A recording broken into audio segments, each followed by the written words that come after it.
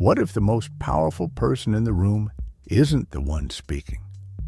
In a world that celebrates the loudest voice, the boldest statement, and the most extroverted personality, we often overlook a different kind of strength, one that resides in stillness. We are taught that to be heard, we must shout. To lead, we must command. But history and psychology tell a different story. They speak of leaders who won battles with patience, negotiators who gained the upper hand through observation, and thinkers who changed the world from the quiet of their studies. This is the story of silent power.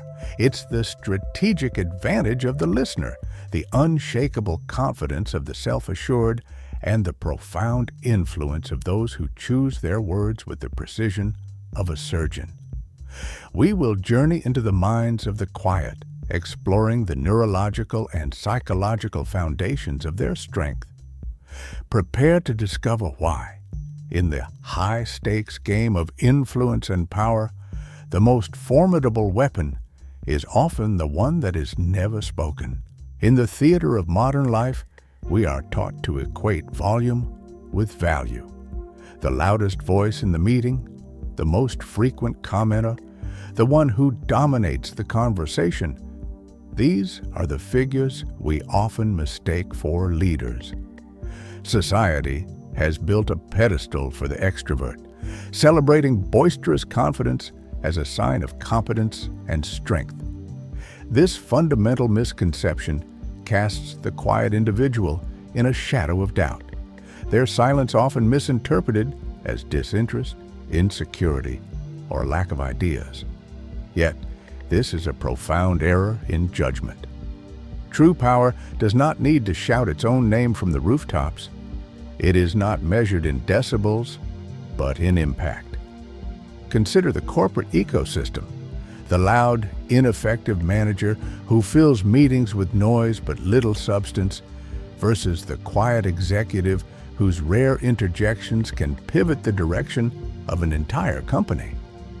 The constant need for auditory validation often masks a deep-seated insecurity, a fear that without a steady stream of words, one might simply disappear.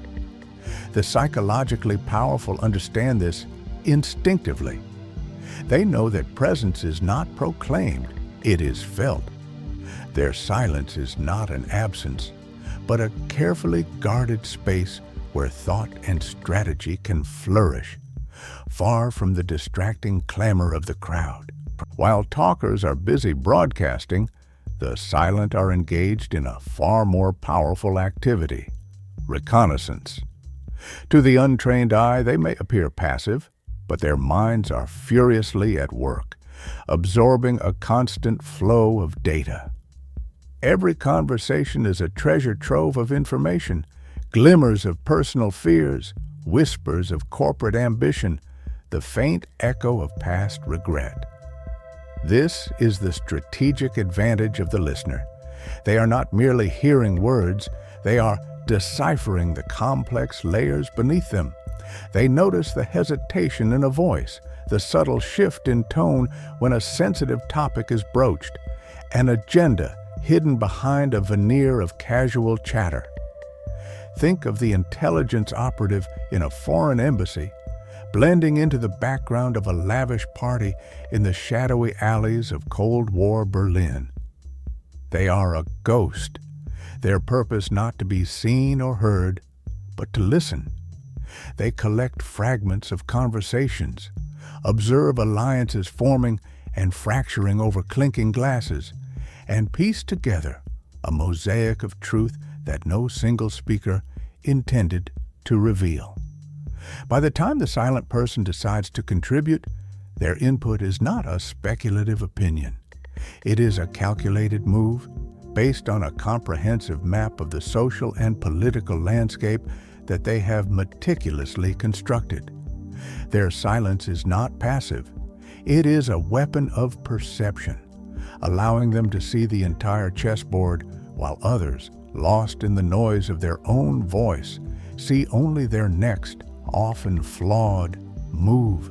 Beyond the spoken word lies a richer, more honest language, the language of the body. The psychologically powerful are fluent in this silent dialect. Their intelligence gathering extends far beyond mere listening. It is a full spectrum analysis of human behavior. While others are distracted by the content of a speech, the observer is reading the context. They see the subtle tap of a finger that betrays nervousness, the slight tightening of the jaw that signals suppressed anger, the fleeting glance between two people that confirms a hidden alliance. This is the art of the master detective, the mind that finds truth not in loud confessions, but in the quiet accumulation of minute details. The silent person is a perpetual student of human nature, noticing the patterns that elude the self-absorbed. Because they are not preoccupied with crafting their next sentence or performing for an audience, their cognitive resources are free to engage in a deeper level of processing. This observational prowess grants them a predictive advantage. They can anticipate a colleague's objection, sense a bluff in a high-stakes game, or identify an unspoken need in a client. Their stillness is not a void. It is a state of heightened perception, a clear lens through which the complex machinery of human interaction becomes visible. In the high-pressure arenas of negotiation and conflict, silence is transformed from a state of being into a tactical tool. It is a powerful form of psychological pressure, creating a vacuum that others feel an overwhelming urge to fill. When presented with a proposal or a demand, the immediate response of the powerful is often no response at all. This calculated pause, lasting just a few seconds too long, is profoundly unsettling for their opponent. The talker, accustomed to a rapid back and forth, begins to question their own position. Is the offer too low? Was the demand too aggressive? The silence acts as a mirror reflecting their own anxieties back at them. Their own mind, now a battlefield of self-doubt, becomes their worst enemy. To break the uncomfortable quiet, they often start talking again, volunteering concessions, revealing their bottom line, or exposing weaknesses in their strategy, all without being asked. The silent negotiator maintains an aura of unshakable calm and control.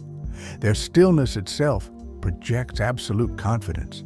They dictate the tempo of the exchange, forcing the other side to reveal their hand first.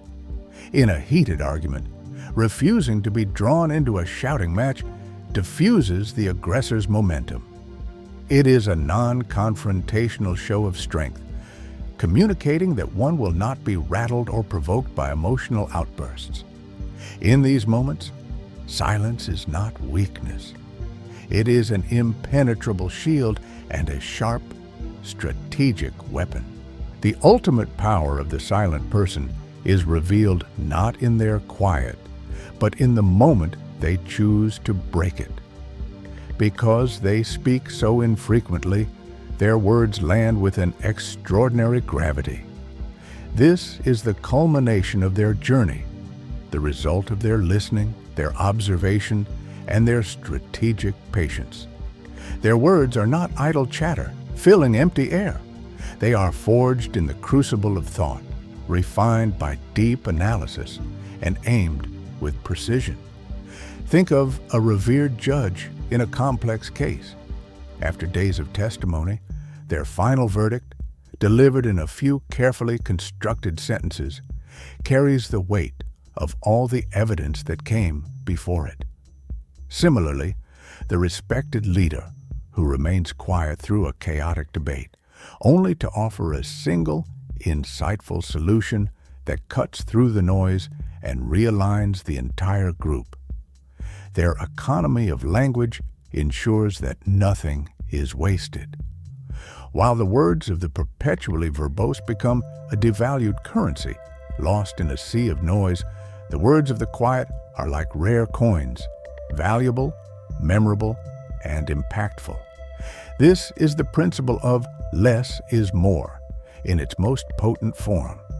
The power is not in the silence itself, but in the profound wisdom and deliberate impact that the silence cultivates before speech is ever uttered. In the theater of the mind, emotions are the most compelling actors. For most, they command the stage, demanding immediate reaction, applause, or confrontation. But the silent individual learns a different art, that of the quiet observer in the audience. This is not emotional suppression, a forceful locking away of feeling. It is emotional fortitude, a strength born from observation.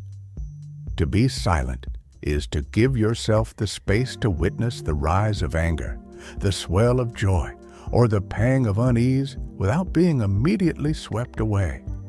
It is the practice of creating a buffer between stimulus and response. The Stoic philosophers, from Seneca advising the volatile Emperor Nero to Marcus Aurelius writing on the bleak Germanic war front, understood this intimately. They taught that while we cannot control the events that befall us, we hold absolute power over our response to them. The quiet person embodies this principle. They watch the internal storm gather, they feel the lightning flash of fury and the winds of impulse, but they remain anchored. Their self-control is not a cage, but a rudder, allowing them to navigate the turbulent waters of their own psyche with intention and grace. This deliberate pause is where true power is forged. In this sacred interval, consequences are weighed against desires. It is the difference between being a puppet of your passions and the master of your own soul, choosing your next move with the clarity that only stillness can provide. Human nature abhors a vacuum, and in conversation, that vacuum is silence. When a person refrains from speaking, they create a space that others feel an overwhelming compulsion to fill. Into this void, people pour their anxieties, their strategies, their hidden motives, and their assumptions. This is the foundation of the silent person's mysterious aura. They become a blank screen upon which others project their own internal narratives. What are they thinking? Becomes the unspoken question, and the answers people invent often grant the silent individual an unearned reputation for profound wisdom or strategic genius. In a high-stakes negotiation, the one who speaks least often learns the most.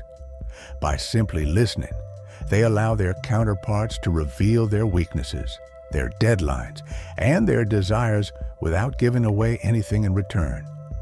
This strategic reticence transforms them from a mere participant into an arbiter. Their silence is not passive. It is an active, powerful tool.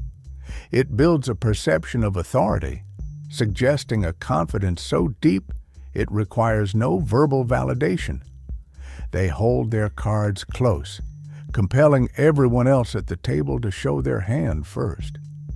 In a world saturated with noise, the one who commands silence often commands the room itself, their quiet presence speaking volumes more than any shouted demand. The power of quiet is not merely a psychological concept.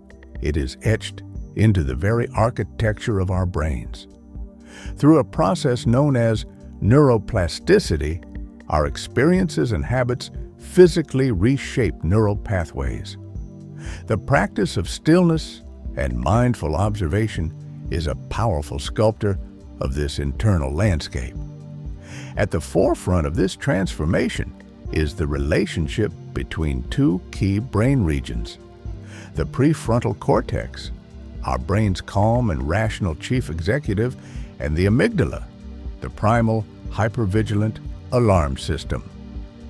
In a state of constant noise and reaction, the amygdala often hijacks our responses, triggering fight or flight impulses. However, when we cultivate quiet, we are essentially training the prefrontal cortex. This regular exercise strengthens its ability to regulate the amygdala's frantic signals. It's like a skilled conductor, learning to temper a volatile orchestra. Brain imaging studies reveal that individuals who practice meditation or spend time in quiet contemplation often have a denser prefrontal cortex and a less reactive amygdala. Their neurological baseline shifts from reactive to responsive. They have not eliminated the alarm system, but they have upgraded the management. This biological reality is the bedrock of their calm demeanor, a scientifically observable testament to the fact that by quieting the world outside, we can fundamentally rewire the world within. History is replete with figures whose power was amplified not by their oratory, but by their profound stillness. Consider Abraham Lincoln during the darkest hours of the American Civil War. His contemporaries often described him sitting for long stretches in his office, utterly silent, his gaze fixed on some distant point. This was not idleness. It was a forge. In these periods of intense, quiet contemplation, he wrestled with the monumental decisions that would define a nation. Before issuing the Emancipation Proclamation, he did not rally crowds, but retreated into himself, weighing the moral, political, and military calculus in the sanctuary of his own mind. His eventual decision emerged from this silence, imbued with an unshakable conviction that no debate could have furnished. Decades later, President Calvin Coolidge, nicknamed Silent Cal, weaponized his reticence. At a White House dinner, a guest famously bet she could make him say more than 2 words. His reply, after a long pause, was simply, "You lose." This was not mere wit. It was a demonstration of his entire political philosophy. By refusing to engage in frivolous chatter, he projected an image of seriousness and unbreachable integrity.